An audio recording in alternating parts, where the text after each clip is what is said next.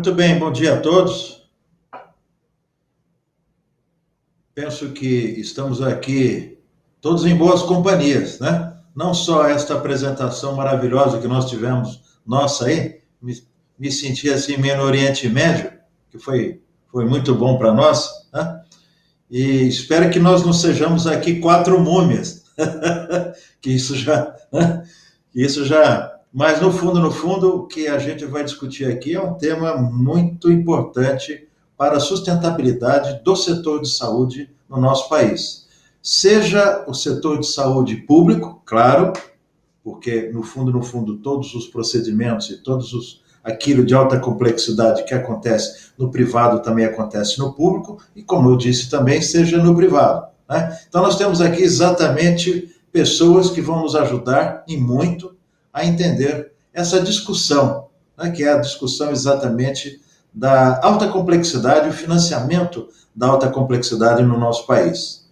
Então, vocês já viram, nós estamos aqui com o nosso ex-ministro da Saúde, o Nelson Tait, pessoa que a gente já conhece há muitos anos e que penso que todos nós brasileiros devemos, assim, saudá-lo pelas ações e pelas atitudes que ele tomou enquanto ministro da Saúde. Prazer em recebê-lo aqui, Nelson. Tenho certeza que a gente vai ter um bom momento aqui. Queria também apresentar, claro, eu sei que já foi apresentado o nosso colega, né, José Sequim, que também já foi nosso ministro da Previdência, ou seja, também tem uma experiência alta e grande do ponto de vista de financiamento de uma sociedade como um todo, de benefícios sociais como um todo, e hoje desempenha um papel muito interessante enquanto estudioso à frente do IESP, que é o Instituto que estuda exatamente tudo aquilo que a gente tem sobre medicina suplementar no nosso país. E o nosso amigo de todos nós, o doutor Alexandre Rusk. Né? Doutor Alexandre Rusk, uma personalidade importante do setor de saúde, foi durante muitos anos presidente da Unimed, como é que se chama? Central Unimed? Da Central Nacional Unimed. Central Nacional Unimed, e desempenhou... CNU, pronto, isso aí. Esqueci que todo Francisco chama Chico. Esqueci o apelido, CNU. Então, dentro da CNU, desempenhou um papel importantíssimo de análise, de visão e desenvolvimento do setor, e hoje está concentrado bastante no seu estado, que é o Espírito Santo, que é um estado que tem bastante beija-flor, né? Já que o nome do nosso curso que lembra exatamente um dos maiores, se não o maior, né, dos especialistas em beija-flor do mundo, né? Dr. Rusk, que foi exatamente aquele que todos nós brasileiros temos também que saudar. Então, amigos, nós vamos iniciar esta conversa. Cada um de vocês tem 10, 15 minutos para fazer as suas considerações iniciais, e depois a gente volta para um papo, né? Se vocês me permitirem, então eu vou começar pela visão do Nelson, para que ele possa dar para nós a visão enquanto setor público de saúde, setor geral. Depois, o José Sequim, para que coloque para nós a visão exatamente da medicina suplementar, e depois o Alexandre Rusk, que vai dar para nós a visão do operador, né? Daquele que está lá no dia a frente a essa necessidade de financiar e gerenciar essas complexidades. Então, obrigado, gente. Tenho certeza absoluta que vamos, ao final disso, ter um bom período. Nelson, por favor, muito obrigado. O palco é seu. Bom dia. Bom, primeiro quero agradecer a oportunidade de estar aqui, estar com vocês. É sempre um prazer a gente estar junto em algum momento, né? A gente que já está aí junto há um bom tempo. Essa parte do financiamento é uma discussão bem difícil e delicada, e o que é mais importante para mim hoje é que a gente consiga entender realmente qual é o nosso recurso financeiro, sabe? Porque eu vejo discussões de avaliação de tecnologia, de incorporação tecnológica, discutindo uma metodologia que é usada há 45, 50 anos atrás, que é o modelo de avaliação econômica, que é baseado na disposição para pagar. E ele tem alguns conceitos que são, não vou entrar em detalhe nisso agora, mas os conceitos que são pouco abstratos e pouco fundamentados, mas o problema todo é o seguinte: com a evolução que a gente teve, com a complexidade da saúde, com tudo que aconteceu, você ter uma discussão de financiamento com base na tua disposição para pagar é totalmente sem sentido. ela tem que começar sempre na tua capacidade para pagar. Porque senão você começa a trabalhar como se a vida fosse como você gostaria que ela fosse, não como ela realmente é. E a tua única chance de enfrentar um problema é trazer ele para a realidade, né? Então eu vou te dar uns números só para a gente entender o que acontece. Quando a gente fala em alta complexidade, a gente fala em inovação, a gente fala em coisas de padrão mundial, né? As inovações são um padrão mundial, elas não são como, por exemplo, uma droga que já perdeu a patente, é genérica e você tem aquilo que você pode usar de uma forma mais barata. Mas a inovação ela é sempre carregada num padrão mundial e ela sempre é cara. É só você ver a discussão de vacina, você vê a discussão dessas drogas novas que estão saindo para a Covid, você vê a discussão das drogas oncológicas. Então, essa parte do financiamento, então, só para a gente, eu sempre tento contextualizar na hora que eu vou falar sobre isso. Eu vou pegar dado de 2018, o Banco Mundial pegou, ele dividia, né, o Banco Mundial tem 4 grupos econômicos, você tem, né, ele chama de alta renda, baixa renda, e no média renda tem a de cima, upper e lower, né. O gasto médio por pessoa por ano em 2018 pelo Banco Mundial nos países de alta renda foi de mais ou menos 5.560 dólares. Quando você vai para os países que eles chamam de upper middle, que é a segunda grupo, que é onde o Brasil se encaixa, isso cai de 5.500 para 486. É um abismo. Quando você sai para o lower middle, isso vai para 86. Quando você vai para o país de baixa renda, cai para 32. Então existe um abismo financeiro no mundo entre os países ricos e os países não ricos. Tá? Então, trazendo um pouco para os números do Brasil, quando você vai para 2020, o número que eu tenho é baseado num estudo da FIT, que é um estudo... Normalmente, o financiamento da saúde no Brasil, você tem mais ou menos 41,5% que é público, e o restante, né, os outros 58,5% mais ou menos, um pouquinho mais da metade é gasto do bolso, é out of pocket, não é saúde suplementar. Todo mundo acha que o que não é público é saúde suplementar, não é isso. E, geralmente, quanto mais pobre é um país, mais você tem gasto do bolso, mais as pessoas têm que financiar a sua própria saúde. Então, aí quando você vai trabalhar o sistema público, hoje a gente tem mais ou menos umas 165 milhões de pessoas que dependem exclusivamente do sistema público, né? O sistema privado está com 48,5, mais ou menos, 48,700, fora o grupo militar, que dá mais ou menos 1.300.000 de pessoas. No sistema público, você tem um gasto per capita em 2020, Brasil, que é na faixa que dá menos de R$2.000 por pessoa por ano. Isso é dividido em federal, estadual e municipal. Verba parlamentar agora tem grande discussão aí, mas já começa a ter um papel mais importante. Quando você vai para o país da incorporação, que são os Estados Unidos, foram R$67.000 por pessoa por ano, para gastar contra R$2.000. Aí você fala, não, vamos procurar o Reino Unido, que é um país que é a referência do nosso SUS, está R$30.000 por pessoa por ano. Quando você vai para a saúde suplementar, não sei se o número que você tem é esse, mas o número que eu tenho da FIS você tem mais ou menos uns R$4.700, R$4.800 por pessoa por ano para gastar. Então está muito mais perto do SUS do que do país rico. Então a gente tem que entender qual é a realidade brasileira. Isso é o que a gente tem para funcionar. Então qual a importância prática disso? Mesmo que você aumente significativamente em percentual o que você gasta em saúde, ainda vai estar muito longe dos países que incorporam muito. E a gente viu isso na época da vacina. Levam vantagem quando eles têm que competir na busca de coisas que estão chegando. Né? A Covid trouxe uma coisa muito interessante, que foi realmente a competição. Então a gente viu o que é uma competição mundial, como o dinheiro, como o poder financeiro faz diferença. Né? Então, essa é a realidade que a gente vive. Por que eu estou falando isso? Às vezes eu vejo as pessoas falando, não, porque o Brasil gasta 11% do PIB igual a um país rico europeu que gasta 11%. Percentual do PIB gasto em saúde só significa qual a importância que um país dá para aquilo. Não quer dizer o recurso financeiro que ele tem. Porque percentual de pouco é pouco, percentual de muito é muito. Então isso aí nunca vai ser... Isso é muito mais uma decisão de como um país define as suas prioridades do que realmente uma fonte de recurso. Então o que eu estou falando isso? Quando você vai trazer a incorporação, outra coisa que eu até estou tentando entender, mas eu vejo as pessoas falando, você tem a atenção primária no SUS, né? A atenção primária é alta e média complexidade. A alta complexidade está mais ligada ao governo federal, né? Você tem a atenção primária mais no município. Então, eu vejo isso, quer dizer, a saúde ela é um contínuo. Então, embora a gente discuta alta complexidade, e quando você compara o SUS e saúde suplementar, tem mais alta complexidade no SUS do que na saúde suplementar. O percentual gasto do dinheiro no SUS tem mais dinheiro alocado em alta complexidade do que na saúde suplementar. Aí você vê qual o problema que eu vejo hoje na alocação de recursos. A alocação de recursos hoje ela não é baseada numa estratégia, num planejamento. Ela é muito mais uma ação e reação. E qual é o problema prático que você tem nisso? Por exemplo, está a oncologia. Na oncologia, o percentual de gasto na oncologia é de mais ou menos 5, 6%. Oncologia é alta complexidade.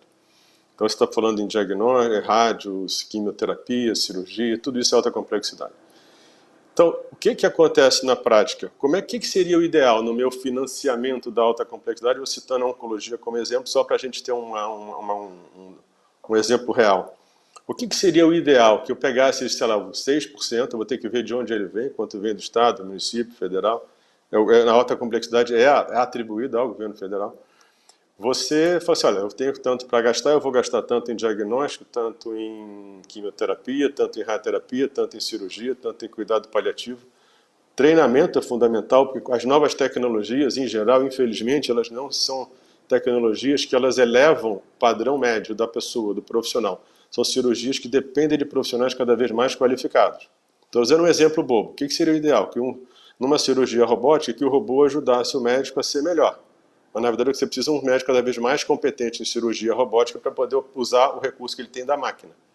Então, a mão que vai é o seguinte, você precisa de profissionais cada vez mais competentes. O que faz com que seja cada vez mais difícil você ter esse profissional em grande quantidade e ter uma distribuição com equidade pelo país, que é um país muito heterogêneo. Na verdade, para o Brasil, nada se pode fazer na média. É tanta heterogeneidade que não existe média no Brasil. Né? Então, você tem que definir cada segmento. Então, o que acontece hoje? Você precisa ter... O que seria o ideal? Por exemplo, olha, eu vou gastar tanto nessa alta complexidade, assim que eu vou alocar. Quando você não faz isso, quando não é você que, por estratégia e planejamento, define como você vai alocar o seu recurso financeiro, o que acaba acontecendo é que esse valor que é alocado à alta complexidade acaba sendo muito mais resultado de uma pressão de quem faz do que realmente por uma estratégia. Por que eu digo isso? Quando você olha, por exemplo, dentro do gasto em oncologia, isso é um dado que eu tenho da Europa, você tem um gasto em oncologia na Europa, é muito heterogêneo, mas aí eu vou ter que usar a média, está mais ou menos 5,9%. De 1995 a 2018, saiu de 5,9% para 6,1%, 6,2% do gasto em saúde. Só que o gasto com quimioterapia saiu de mais ou menos 10% para 30%. Então você começa a ter um deslocamento da forma como você gasta o dinheiro, quando isso na verdade é baseado muito mais na força, na pressão de incorporação, do que uma decisão estratégica de qual a melhor forma de alocar o seu dinheiro. Então, eu acho que a gente pode seguir depois nas perguntas, mas eu só quero deixar claro que a gente hoje precisa, primeiro, de muita informação. Eu preciso saber qual é a necessidade da sociedade, qual o recurso financeiro que eu tenho, como é que eu vou alocar. E o que eu digo sempre para o gestor é o seguinte, né? Quer dizer, hoje em dia, às vezes as pessoas me perguntavam qual é o melhor ministro, né? Se é o político ou é o médico. Eu falei, nenhum dos dois, tem que ser um gestor. Os dois são ruins, tanto o político. Se você é político ou é médico, você não quer dizer que você tenha competência como gestão. Então a decisão de quem vai estar lá tem que ser uma decisão de gestor. E como gestor você tem que ter informação de 3 coisas: financiamento, operação e entrega. Porque você tem o dinheiro, com o que entrega, o que você opera, porque a gente fala muito em acesso, né? Ele tem que lembrar que acesso é só o processo, o que vale é o que entrega. Se você tiver acesso, mas a qualidade do atendimento é ruim, a entrega vai ser ruim. Então a gente trabalhar acesso como se fosse entrega é um outro erro de que a gente tem que parar de fazer e começar a medir isso assim com detalhe. E a partir daí você tem toda uma estrutura de gestão que você vai trabalhar. E a tua alocação de recursos ela tem que ser baseada naquilo que você tem e naquilo que você vê como qual é a tua capacidade de melhorar com aquilo que você vai fazer. Quanto eu vou separar na atenção primária, quanto eu vou botar na média complexidade, quanto eu vou botar na alta complexidade. E só para a gente ter uma ideia no SUS, quando você fala em alta, média, atenção primária, e média e alta complexidade, dá mais ou menos uns 4.000 procedimentos de remuneração. Quando você vai ver a atenção primária, são só 144, o resto todo é distribuído em média complexidade. Então o grosso está em alta e média complexidade. E aí como você vai se portar como um gestor, como você vai usar Você precisa da informação. Como é que você vai definir a necessidade da sociedade, a capacidade de melhora, o recurso que você tem, seja financeiro, seja o que você pode conseguir através dele, é o que vai definir a tua capacidade de criar um sistema mais eficiente, né? Então, acho que eu deixo por aqui esses comentários, e aí depois a gente pode trabalhar um pouco mais nas perguntas. Obrigado por estar contigo, com vocês.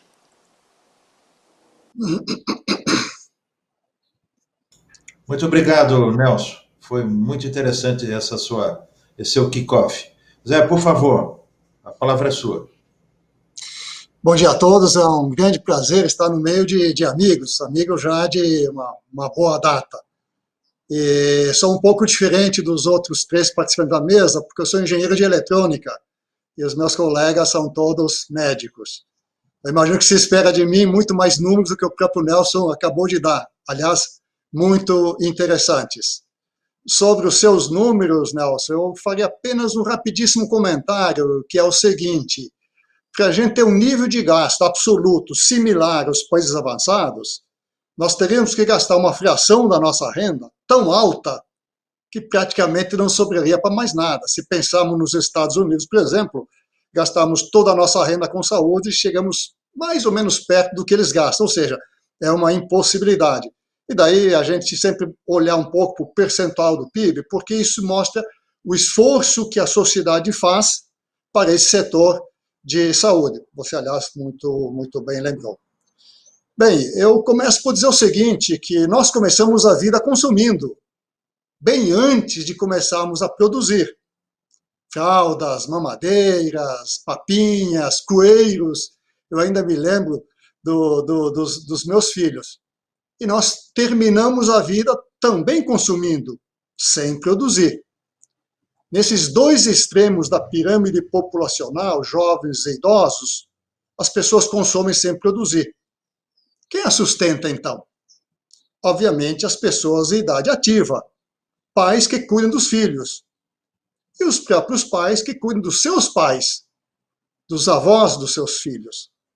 De forma voluntária, certamente na relação pai com filho, também voluntária na relação dos filhos com seus pais, com seus avós, e muitas vezes até com a mão firme do Estado, que obriga os jovens a cuidarem dos seus idosos. No caso dos idosos, eu penso que mais de 99% deles não conseguem acumular patrimônio para viver sem depender ou de um esquema estatal de financiamento ou dos seus próprios filhos, né? É claro que nesse consumo estão incluídos os serviços de saúde, complexos, em todos os seus níveis de atenção, primária, promoção de saúde, secundária, alta complexidade, etc. A solução para as idades avançadas, que não dependesse apenas da vontade dos filhos, veio com a Previdência, desde Bismarck, há 138 anos atrás. A solução que ele propõe foi fundada em contribuições, que formam um fundo do qual sai a renda para a aposentadoria, que serve inclusive para custear serviços de saúde, que eram normalmente incluídos nos esquemas de previdência. Ela pode ser organizada em diferentes esquemas financeiros. O esquema de mutual de repartição simples, o mutual de capitalização solidária, ou ainda o mutual de capitalização estritamente individual, contas absolutamente individuais. Cada um tem suas vantagens e desvantagens, eu não quero entrar nessa questão aí. No caso da saúde, o Bismarck seguiu e propôs os conceitos do seguro. Tem direito aquele que contribui. É adotado, por exemplo, no esquema de saúde da Alemanha, da Holanda e alguns outros países também. Já a Inglaterra segue um esquema um pouco diferente, com Beveridge, ainda na época da Segunda Guerra Mundial, um pouquinho antes, um pouquinho depois, em torno disso. Ele disse, todos têm o direito. E o financiamento sai dos impostos, daí o NHS. O nosso SUS copia em parte esse NHS, adotado também em outros países. Agora, no Brasil, os planos de saúde seguem o conceito de Bismarck. O público segue o de Beveridge. A saúde sempre foi parte da previdência bismarckiana, desde o começo que ela surgiu aqui no Brasil, com a Lei Eloy Chaves de 1923. Já vamos completar aí 100 anos daqui a 2 anos. E o SUS optou, então, como eu disse, por esse esquema aí, financiado por impostos, no nosso caso brasileiro, por contribuições específicas destinadas exclusivamente à Seguridade Social, para mais nenhuma despesa. O SUS, portanto, é para todos, mas algumas pessoas, além de terem o SUS e manterem esse direito, têm também plano de saúde no conceito bismarckiano de seguro. Qual é o problema? O problema do financiamento, então, nessa questão que eu estou colocando aqui. É que pessoas, normalmente, têm renda durante a idade ativa, quando trabalham. E é um período em que os gastos de saúde não são altos, o risco não é alto. E ainda, essas pessoas, normalmente, podem contar com um plano de saúde empresarial. Já quando a pessoa deixa o mercado de trabalho, em razão da idade, as pessoas que tinham um plano empresarial perdem. A renda cai. Os gastos com saúde sobem, porque aumentam a incidência de crônicas, os gastos com saúde com a idade. Fica muito difícil para o idoso pagar seus planos de saúde durante a aposentadoria, porque ele custa muito e porque a renda é muito pequena. Não dá para imaginar que o brasileiro tire um pouco mais de R$ 1.000 para pagar plano de saúde de uma renda de aposentadoria de valor médio de R$ 1.400. É inviável financeiramente falando. Qual é a opção, então? Que opção tem essas pessoas que saem do mercado de trabalho? Aquelas pouquíssimas que acumularam patrimônio vão viver do patrimônio. Ou vão contar com o apoio dos filhos, ou vão contar com o sistema público, com o SUS. Mas podemos pensar em alternativas? Eu acho que sim, claro, podemos. E a ideia é que acoplar previdência com saúde, como foi historicamente no Brasil. Então, por que não aproveitar essa etapa da vida chamada de idade ativa, em que a pessoa trabalha, tem renda, tem plano empresarial, para formar uma poupança, chamemos ela de previdência, o que quiser, um fundo individual, do qual ele possa sacar depois que ele deixar o mercado de trabalho porque se aposentou, para custear a sua saúde. Bem, para custear a saúde, no sentido de pagar diretamente pelos serviços de saúde que a pessoa possa vir a necessitar, exigiria um fundo muito grande. Hoje, um tratamento de câncer, está aqui o Tais, que poderá me desmentir se for o caso, pode alcançar R$ 1 milhão. Pouquíssimas pessoas têm essa capacidade. Então, não é para financiar saúde do bolso que se formaria esse fundo, porque seria inviável para a absoluta totalidade, quase totalidade dos brasileiros. Mas ele seria viável para formar um fundo de onde você pudesse extrair uma parcela para pagar parte do seu plano de saúde, que custa caro quando você é idoso. Eu acho que esse esquema é perfeitamente possível. Os instrumentos necessários para isso existem. Nós temos já mais de 50 anos, 60 anos, 6 décadas de planos de saúde. Nós temos mais de 5 décadas de planos de previdência fechada. Várias décadas de planos de previdência aberta, funcionando, sem grandes questões de judicialização nesses aspectos aqui, e funcionando de forma adequada. Hoje, esses esquemas já acumulam um valor, não tenho o percentual atualizado, mas certamente passa muito de 20% do PIB, o recurso acumulado, nesses fundos de previdência. Então, a pergunta é, por que não aproveitar esses aparatos institucionais já existentes em operação para solucionar essa questão temporal da divergência entre altos gastos no período que a pessoa não tem renda, com menores gastos em saúde quando a pessoa tem renda.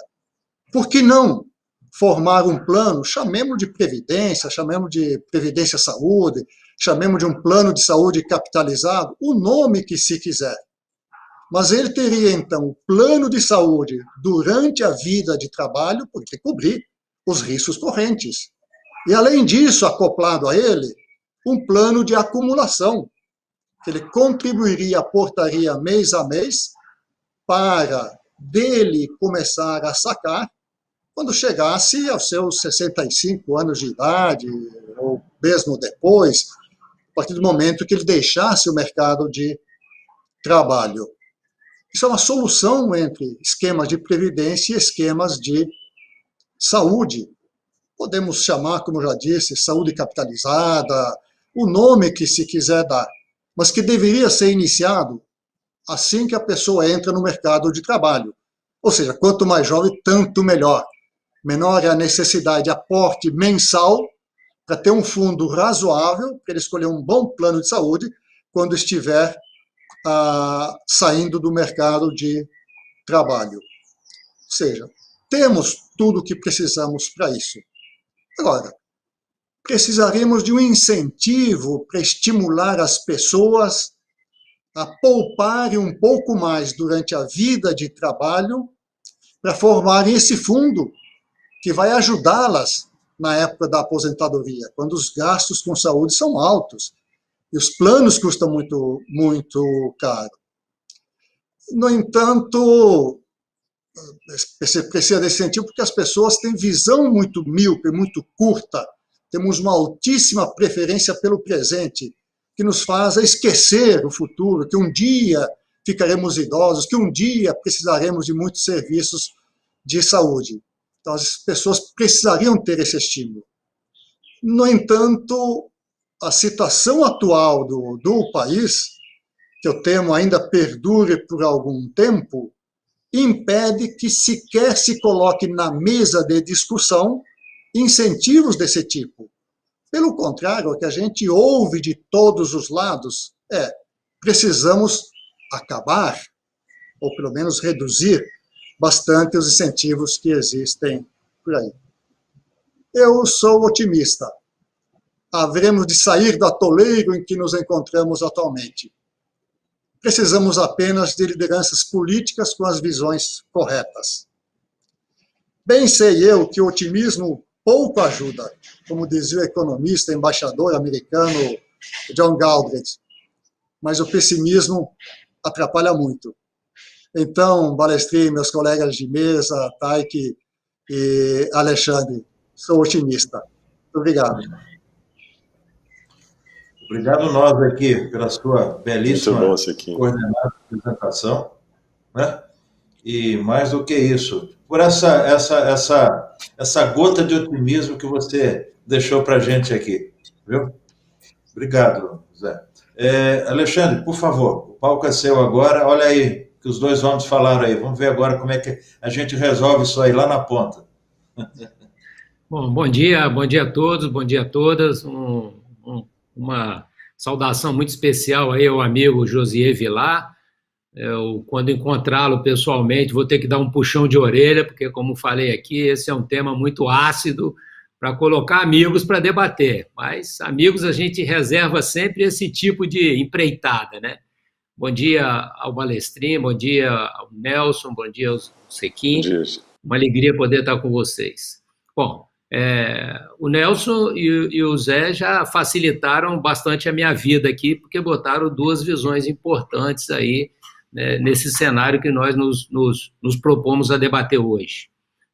O Sequim, já temos mais de R$1 trilhão de reservas nas previdências privadas abertas no Brasil. Mais de R$1 trilhão. Dado de 2019 era em torno de 870 bilhões de reais, então tem dinheiro à beça lá. Essa discussão que o Zé colocou, ela existe, só que ela está parada, né? As forças né, que nós conhecemos bem desse país, fizeram essa discussão ficar parada, né, numa disputa que não faz o menor sentido entre a SUSEP e a Agência Nacional de Saúde, disputando quem é que ia tratar dessa questão, que é muito importante para nós, né? O Zé sabe bem do que eu falo.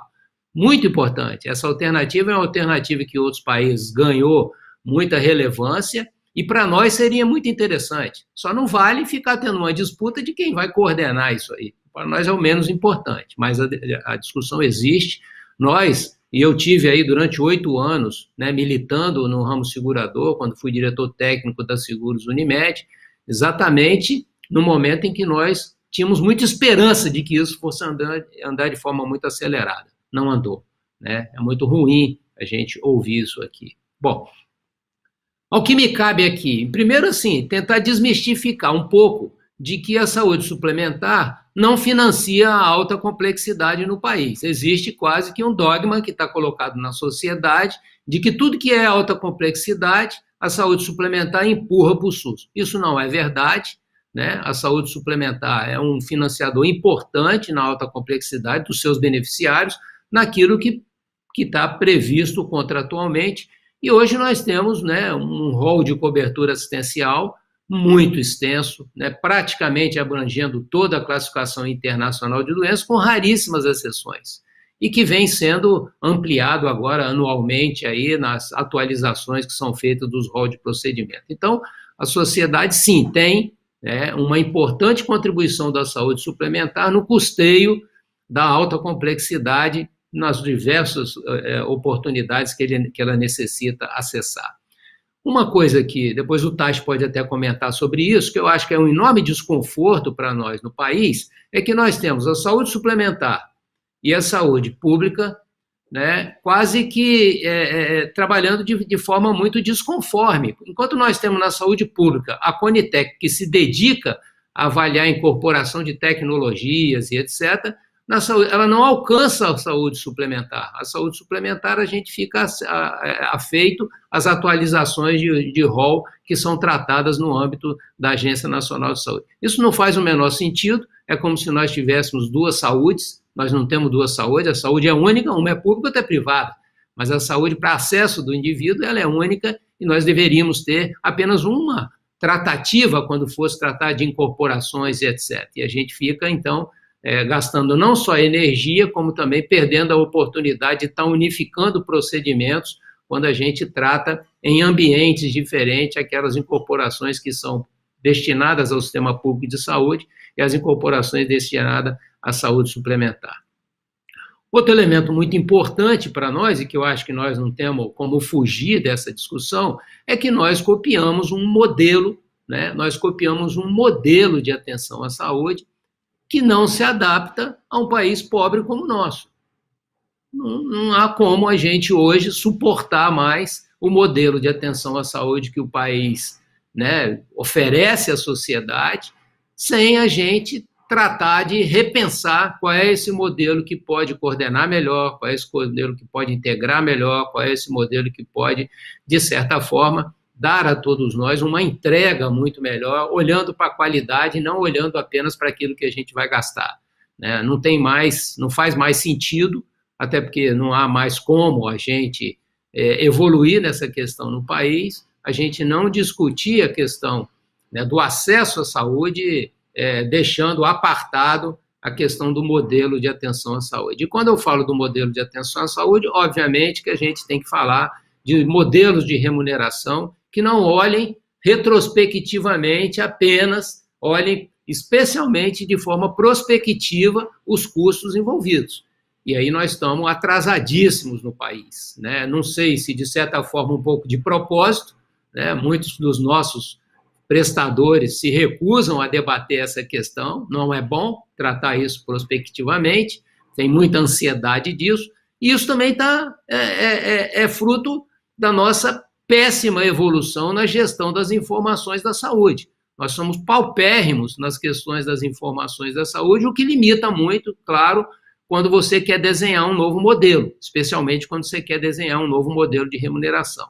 Se a gente pegar países, até países, né, que são muito, muito próximos a gente, como Portugal, né, que lá desde a década de 80, 90, né, se apropriando do modelo desenvolvido lá na Universidade de Yale, né, adotou como modelo de remuneração hospitalar o DRG e trabalha muito bem com o DRG em toda a sua estrutura, né, hospitalar, fazendo com que haja, pelo menos, mais racionalidade e uma entrega de muito mais qualidade. Aqui no Brasil, nós estamos nos afastando dessas discussões com muita dificuldade, né? Nós ainda não temos nenhuma estrutura da saúde suplementar que esteja definitivamente remunerando de uma forma prospectiva. Tem pequenos ensaios tem diversos, mas muito pequenos e relevantes do ponto de vista de reconfigurar a estrutura de financiamento, mas nós estamos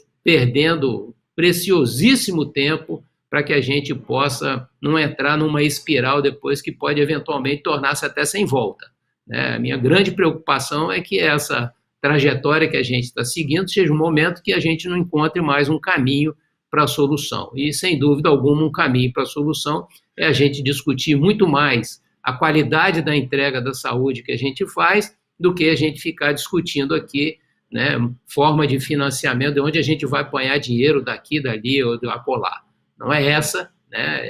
Nós temos aqui, mesmo o sistema público de saúde, que construiu um modelo que faz todo sentido, não consegue fazer com que esse modelo seja perceptível pela sociedade, né? A sociedade brasileira ela continua encantada pelo modelo desorganizado de acesso à saúde, né, de livre acesso à saúde, e nós não conseguimos fazer com que o próprio sistema público de saúde mostre à sociedade que o melhor caminho é um caminho que coordene o cuidado, que dê acesso através dos programas de saúde coletiva e que a gente, dessa forma, possa, então, referenciar no segundo nível e no terceiro nível de uma forma ordenada e depois contra-referenciar para que a gente possa definitivamente ter um acompanhamento eficiente e eficaz da saúde de todos nós, né? A gente comentava aqui mais cedo um pouquinho, quando a gente batia um papo antes de iniciar a nossa mesa, né, que é surreal o comportamento da sociedade brasileira em relação ao acesso à saúde, né? As pessoas, independentes de na saúde pública ou privada, são de um imediatismo absurdo, né? E o imediatismo que foi criado por nós mesmos, quando nós demos a oportunidade de que o livre acesso à estrutura de saúde não precisava de nenhum tipo de coordenação do cuidado, nenhum tipo de orientação, né? Isso é muito ruim, porque isso agora faz com que nós tenhamos necessidade de reorientar o comportamento da sociedade para um tema muito delicado, que é o acesso à saúde. Claro que todo mundo, né, que quando amanhece com a dor de cabeça, pensa no pior dos males, apesar do pior dos males ser algo que estatisticamente tem pouca relevância quando consideramos uma cefaleia apenas. Então, assim, no meu entender, na visão da saúde suplementar, nós temos hoje uma estratégia que ela está desorientada no sentido de reorganizar o modelo de atenção à saúde, todos falando muito nisso, mas com pouquíssimas iniciativas para que a gente tenha um modelo que realmente entregue uma saúde mais coordenada, com mais qualidade e que possa preservar realmente a saúde, promover a saúde e não ficar apenas tratando doenças de forma episódica como a gente vem sendo hoje. E no segundo passo, uma discussão que já tardou demais de que forma que nós vamos resolver a questão da remuneração na prestação de serviço, não mais olhando apenas retrospectivamente, mas também fazendo com que toda a cadeia da saúde esteja comprometida com o resultado, o que nós não temos hoje. Quer dizer, o compromisso com o resultado, na verdade, hoje, ele não fica com ninguém, né? Nem o próprio indivíduo se preocupa com o resultado enquanto ele não assume a atitude de ser parte da coordenação do cuidado, né? O indivíduo é talvez a parte mais importante na coordenação de cuidado e é o que a gente não vem vendo. Então, essas seriam algumas breves considerações, agradecer, Balestrin, e ficar à disposição para a gente conversar um pouquinho mais sobre o tema. Tá bem, muito obrigado, Alexandre. Você fechou com chave de ouro essas nossas considerações iniciais. Eu vou voltar rapidinho, porque nós temos agora 15 minutos para a gente bater um papo aqui entre nós, e vejo que, de alguma forma, todos nós deixou assim uma semente para a gente conversar, né, posteriormente, que é o que nós vamos fazer agora. Eu vou voltar ao Nelson, exatamente para a gente manter a mesma ordem, já que faz tempo que a gente não ouve ele falar. Então, eu queria dizer o seguinte, Nelson, eu sempre gosto de um comentário, não sei se com que frequência você o faz, mas quando você o fez e eu assisti fazendo o comentário, eu fiquei muito impactado por ele, tanto é que eu, de vez em quando, utilizo e ainda copiei o que você falou. Tá? Você dizia o seguinte, que nós, aqui no nosso país, ou em outros países, a gente tem um hábito, né, de falar assim, grandes quantias, de uma forma assim muito simplória. Então você dizia, olha, quando a gente fala 1 milhão de segundos, nós estamos falando em 10 dias. Quando a gente fala em 1 bilhão de segundos, nós estamos falando em 30 anos, ou seja, já aumentou e muito. E quando a gente fala em 1 trilhão de segundos, nós estamos falando em 30 mil anos. Então, nós não temos 30 mil anos, nem 1 bilhão, nem 30 anos para resolver toda essa questão. Eu queria perguntar para você, que teve a oportunidade de ser o nosso ministro da Saúde, e que, claro, tem toda uma observação em relação a isso, como é que você vê exatamente esse processo de organização, no sentido de que a gente, eventualmente, possa ter um sistema de saúde organizado, com um modelo assistencial bem definido, com uma proposta de financiamento clara, com uma proposta de organização e de gestão muito bem feita? Porque eu me lembro que quando a gente quando eu estava na ANAP, nós fizemos o livro branco, uma de nossas propostas, inclusive, era criar uma agência aos moldes da NICE, que eu sei que você conhece bem, então eu queria também que você, ou você ou José Sequim, pudesse comentar rapidamente, porque ela pode ser um meio termo entre o que o Ruth colocou, entre o Conitec de um lado e a ANS de outro. Por favor. Deixa eu ver se eu estou no mudo. Isso até que você falou é bem interessante, só até para as pessoas entenderem o contexto nessa coisa do milhão, bilhão e trilhão. É porque a gente fala esses números e eles, na verdade, eles são abstratos para a gente, né? Eu tinha comentado nos Estados Unidos, se você olhar o gasto nos Estados Unidos ano passado, em 2020, foi de 4 trilhões de dólares. Eles têm mais ou menos 331 milhões de habitantes. O PIB brasileiro no ano de 2020 foi 1,37 trilhão de dólares. Então, o que se gastou em saúde nos Estados Unidos é mais ou menos 2,5 vezes o PIB brasileiro, né? E o Brasil tem mais ou menos 213 milhões de habitantes. E aí eu tento sempre trazer, porque o país, eles gastaram 4 trilhões de dólares e a gente gastou 137 bilhões de dólares, aí contando todo mundo, né? O sistema público, privado e o gasto do bolso.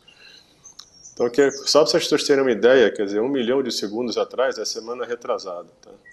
1 bilhão de segundos atrás foi em 1989, né? Foi quando saiu o primeiro pacote do Office, só para a gente lembrar. E 1 trilhão de segundos atrás, cara, é 30 mil antes de Cristo. Então, é uma diferença colossal. Então, o que a gente estava falando aqui do financiamento, né? O financiamento,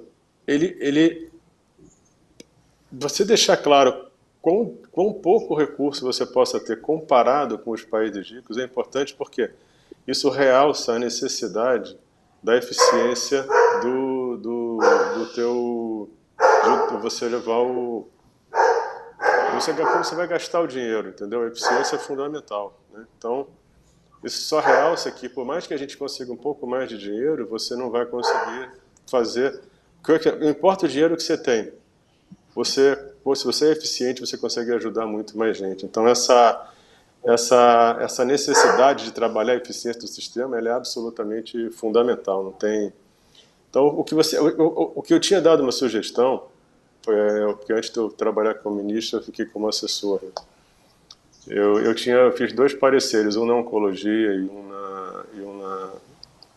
um na incorporação e avaliação tecnológica. E aí, até puxando aí um pouco o que o Alexandre estava falando, a minha sugestão é que seja criada uma agência de inteligência, porque a avaliação e incorporação ela tem que ser uma ferramenta de uma estratégia do país, e aí você tem que ter informação. De novo, em cima do que o Alexandre falou, Quer dizer, o pagamento por serviço, o pagamento por captação, na verdade, um estimula a tratar de mais, o outro estimula a tratar de menos, mas em nenhum dos dois você estimula a tratar certo, porque o certo você só consegue saber se está tratando certo quando você mede desfecho clínico. Então, o que aconteceu foi que a saúde evoluiu com uma complexidade enorme e a nossa capacidade de informação e de gestão não acompanhou na mesma magnitude. Então, a primeira coisa que a gente tem que montar é um sistema de informação que nos permita entender aqueles 3 braços que eu te falei, o financiamento, a operação e a entrega. Você tem que conseguir medir as necessidades da sociedade, o quanto você vai gastar em câncer, cardiovascular, diabetes, outras doenças. Você vai definir a sua distribuição. Funcionaria quase como uma orçamentação. E aí você vai ter que acompanhar a partir daquele orçamento que você tem para gastar, e aí você vai começar a medir para ver o que está sendo entregue. Porque mesmo no pagamento do fee for service, no pagamento por serviço, se você medisse o desfecho, você poderia ver quais são as instituições que entregam melhor. E aí você pode pegar essas instituições e falar assim, olha só, vocês são os que estão entregando o melhor desfecho clínico, que vocês têm um...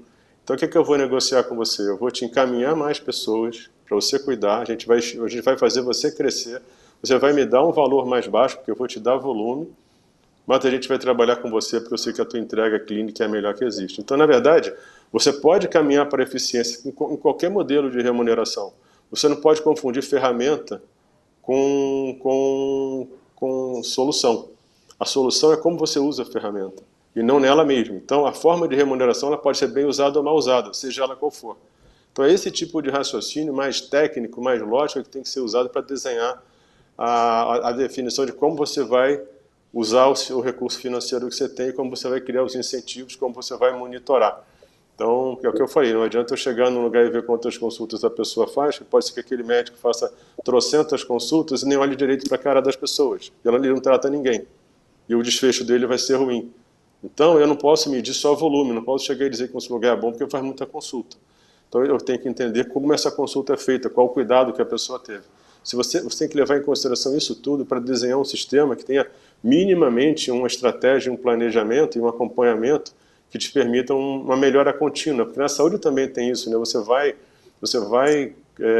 Ela vai se transformando. Aquilo que você aqui falou, acho que você aqui falou, a última droga que saiu nos Estados Unidos saiu a $2 milhões.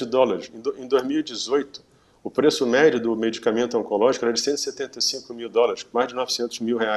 Então, esse é o caminho que a gente está chegando, e a gente vai ter que, se a gente não parar para enxergar como vai evoluir, e como é que a gente vai trabalhar nossa estratégia, nosso planejamento, a nossa eficiência, o sistema vai ser cada vez um sistema que ele vai andando como ele quer, você vai atrás dele, mas você realmente não é aquele que comanda e gerencia.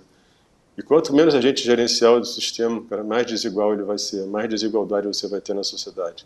E esse é o maior problema que a gente tem, que vai ser de equidade. Então, isso é uma parte mais difícil. Tá bom. Muito bom, Nelson. É isso mesmo.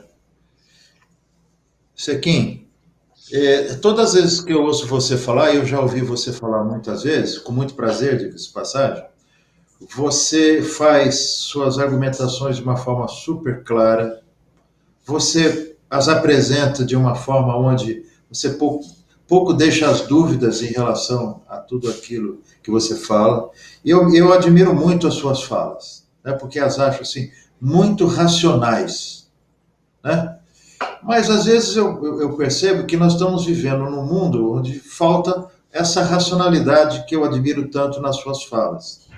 Então eu queria que você comentasse um pouquinho como é que você acha que a gente consegue trazer um pouco de racionalidade, né, dentro desse ambiente de incertezas, como você já colocou para nós. Como é que a gente consegue trazer um pouco de racionalidade para que a gente consiga realmente não financiar, porque na realidade o que você está dizendo é o seguinte: o plano de saúde, eu vou conseguir pagar um plano de saúde quando eu for mais velho, através de poupanças que eu faça.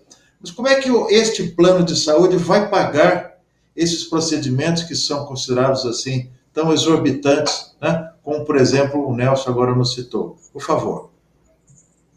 Obrigado por suas palavras, Palestrin. Considero que é a generosidade de um amigo, já de longa data.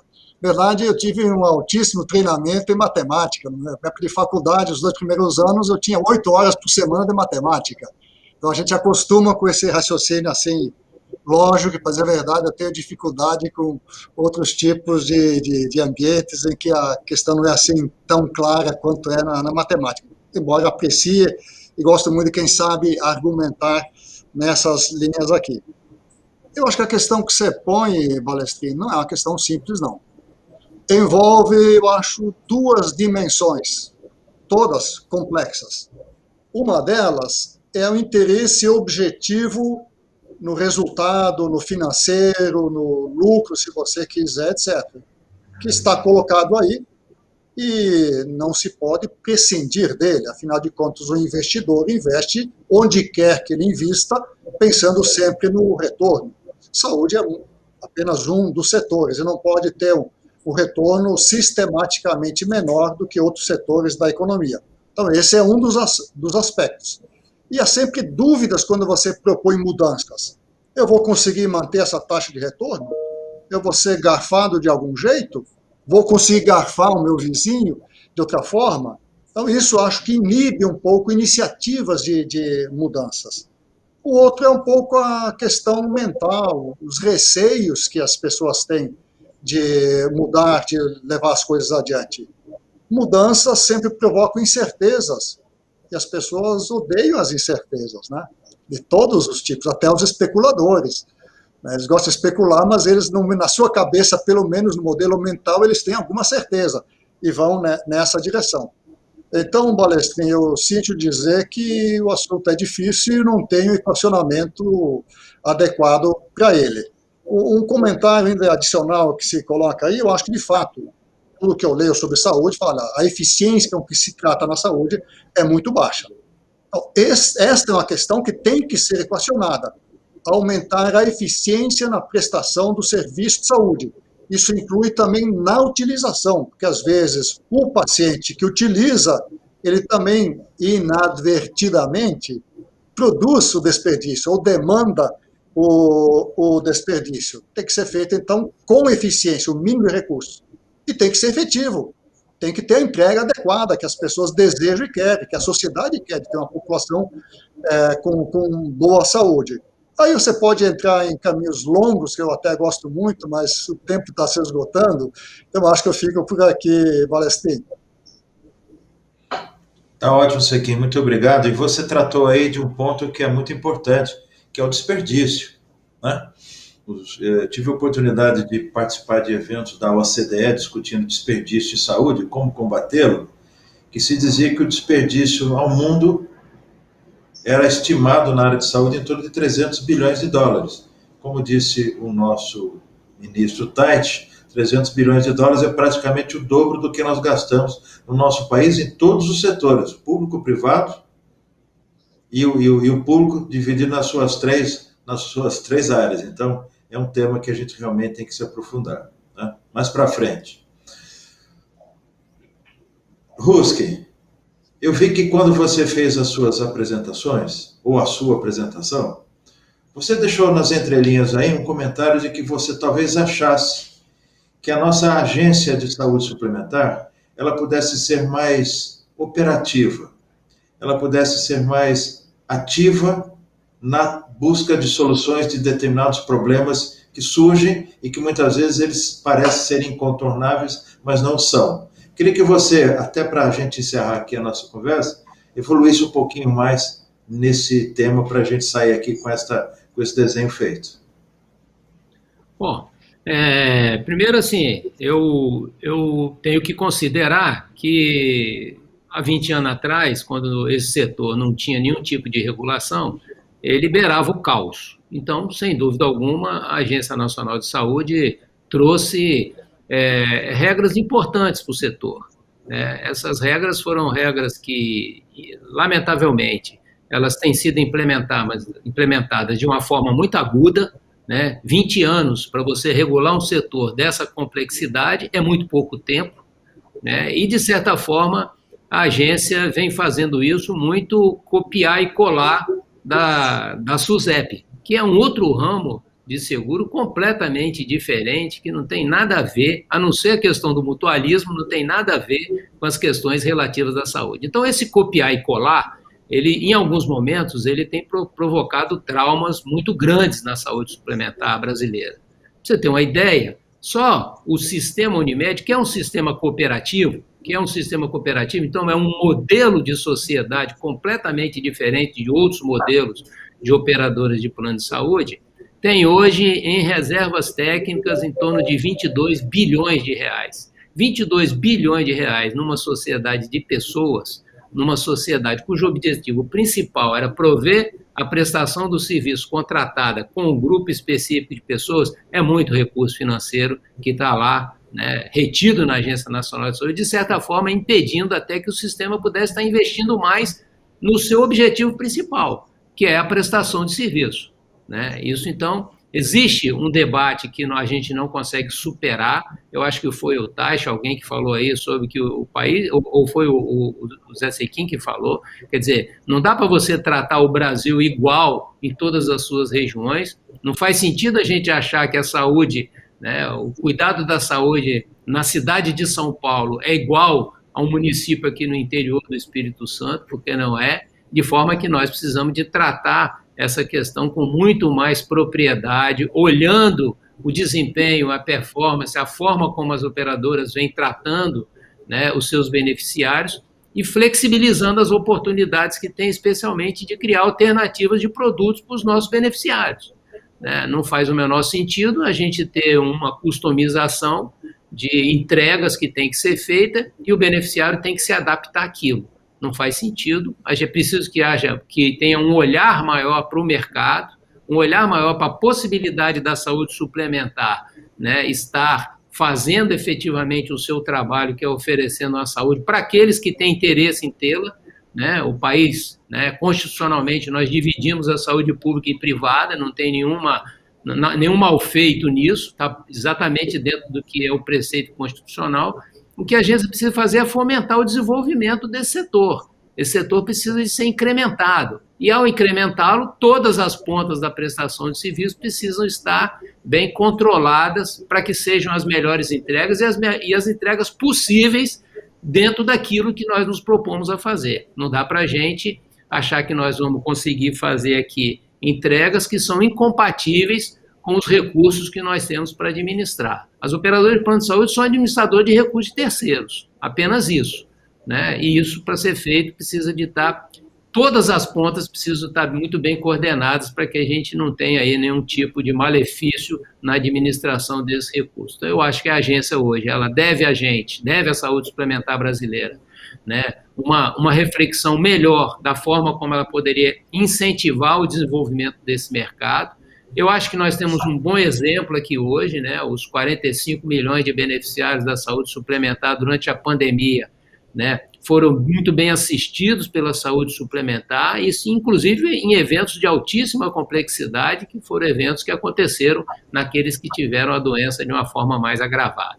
Então, eu acho que fica aqui, né, a demanda para que a gente possa estimular mais o desenvolvimento e o crescimento do setor, obviamente com a qualidade que ele necessita. Muito bom. Gente, estamos chegando ao fim. Chegando ao fim deste papo aqui, porque, na realidade, nós temos uma atividade enorme, né, pelo que a gente viu aqui hoje, nessa conversa, a fazer no nosso setor de saúde.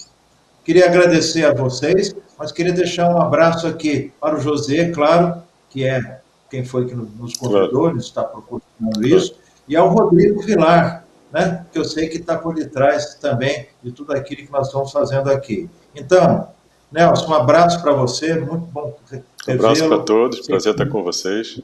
Muito bom ter estado aqui com você, ter ouvido o seu raciocínio lógico. E Alexandre, um super abraço, fazia tempo que a gente não se via, e você sabe da admiração que eu tenho, aliás, por todos vocês. Um abraço, bom final de dia. Grande abraço para todo mundo. Um abraço a todos. Um abraço. Obrigado.